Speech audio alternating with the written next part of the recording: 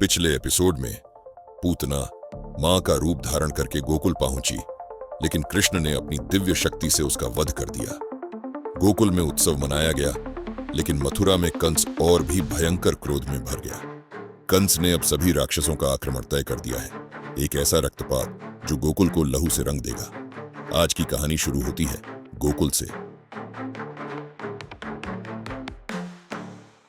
वृषभानु का गोकुल आगमन। गोकुल के रास्ते पर एक रथ में बैठी है राधा की मां कीर्ति और पिता वृषभानु। रथ से धीरे से राधा उतरती है, एक दिव्य रोशनी से घिरी हुई, जैसे खुद प्रेम का रूप धारण करके धरती पर आई हो। राधा का रूप दिव्य है, गुलाबी घाघरा चोली, कमर तक बालों में मोगरे के फूल और नयनों में प्रेम का समुंदर। राधा नंगे पांव मिट्टी पर चलती है, जैसी धरती उसके कदमों को महसूस कर रही हो। कीर्ति, राधा धीरे चल बेटा, मिट्टी में पांव छिल जाएंगे।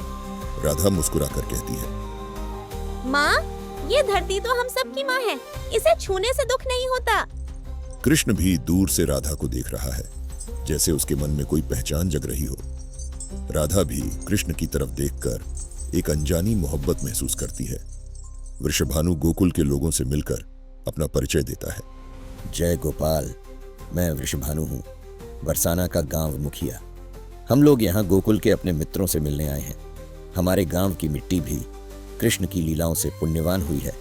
मुझे आशा है कि हम सब मिलकर गोकुल और बरसाना के प्रेम और विश्वास का रिश्ता और भी मजबूत बनाएंगे। गोकुल का सुहाना सुबह का नजारा, सूरज की पहली किरण और मिट्टी की खुशबू। कृष्ण यशोदा के बाहों में बैठा है, मुस्कुरा रहा है। राधा कृष्ण के पास आती है, उसे देखकर खुश होती है।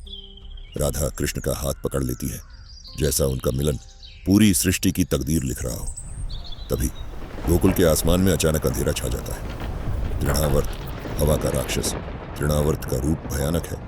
उसका पूरा शरीर काला धुआं जैसा दिखता है, जैसे अंधकार का एक घनघोर भंवर हो। उसका मुख विकराल है, तीखी भयावह लाल आंखें जैसे आग से जल रही है। बड़ी भयानक नाक से सांस लेते ही हवा गुनगुना उठती है। उसके मुंह से काली घाटियां और बिजलियां निकलती हैं। उसके हाथ और पंजे लंबे, संकुचित और नुकीले हैं, जो लोगों को छूने को तैयार दिखते हैं। उसकी आवाज गरजने वाली है, जैसे गगन में कड़क रही बिजली हो। तृणावर्त गोकुल पर आक्रमण करता है। राधा कृष्ण के साथ ही होती है, उससे बात करने की कोशिश करती है, लेकिन तृणावर्त कृष्ण को हवा में उठा ले जाता है। तृणावर्त कृष्ण को लेकर हवाओं में दौड़ता है। कृष्णा अपनी छोटी उंगलियों से तृणावर्त का गला पकड़ लेता है। तृणावर्त का मुख टेढ़ा हो जाता है, उसकी आंखें फटती हैं। तृणावर्त चीखता है, लेकिन कृष्ण की शक्ति से उसकी सांसें रुक जाती हैं। कृष्णा तृणावर्त को जमीन पर पटक देता है। धरती जोर से कांप उठती है। धूल का घनघोर बादल छा जाता है। कृष्ण मुस्कुराता है, उसकी मुस्कुराहट से गोकुल जगमगा उठता है। राधा कृष्ण के पास दौड़कर आती है, उसे पकड़ती है और उसकी तरफ देखती है। उसकी आंखों से आंसू बह रहे हैं, लेकिन कृष्णा मुस्कुरा रहा है। राधा कृष्ण को अपनी बाहों में भरे रखकर रोती रहती है, जैसे उसे अपनी दुनिया वापस मिल गई हो। मथुरा का दरबार, भयंकर और घमंडित माहौल। कंस सिंहासन पर बैठा है, उसकी आंखों में रक्त का जुनून है। वो अपने सैनिकों पर गुस्से से गरजता है। कंस गुस्से से। तृणवार्ता भी हार गया, एक शिशु से। यह असंभव है। उसके सामने खड़ा है बकासुर, एक विशाल राक्षस जो भयानक बगला बनकर अज्ञात आतंक मचाता है। बकासुर की छाया दीवारों पर फैल जाती है, जैसी मृत्यु खुद मथुरा में नाच रही हो। कंस जहरीली मुस्कुराहट के साथ, अब गोकुल का विनाश तय है।